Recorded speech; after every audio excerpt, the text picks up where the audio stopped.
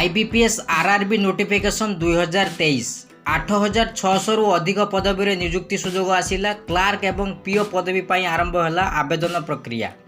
Bank रे चाकरी करने को चाहूबा आशायी खुशी खबर। Institute of banking personnel selection IBPS clerk एवं पीओ नियुक्ति ऑनलाइन आवेदन प्रक्रिया आरंभ करिछि। एथिपाई आशायी माने जून 1 तारिख रु आवेदन करिपारिबे। एई ऑनलाइन आवेदन 2023 जून 21 तारिख पर्यंत चलिबो।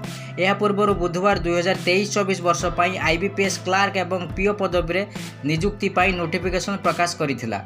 एई नियुक्ति प्रक्रिया अधीन रे देशर विभिन्न बैंक रे office assistant clerk officer scale PO assistant manager officer scale 2 manager officer scale 3 senior manager पदवी पर 8600 रु अधिक पदवी पूरण हेबो। साधारण नियुक्ति प्रक्रिया माध्यम सीआरपी आरआरबी XII परीक्षा करा जिवो, जहाँकि 8600 रु अधिक पदवी नियुक्ति दियाजिवो। ऑफिस असिस्टेंट क्लार्क पदवी ऑफिसर स्केल पीओ पदवी पर परीक्षा 2टी पर्यायर हेबो। तेबे ऑफिसर स्केल 2 स्केल 3 पदवी पर गोटे परीक्षा हेबो। बैंक यार परीक्षा कैलेंडर रे 5, 6, 12, 13 और 19 अगस्त 2023 रे आईबीपीएस आरआरबी क्लार्क परीक्षा एवं आईबीपीएस आरआरबी पीओ परीक्षा करने को धार्य करिछि।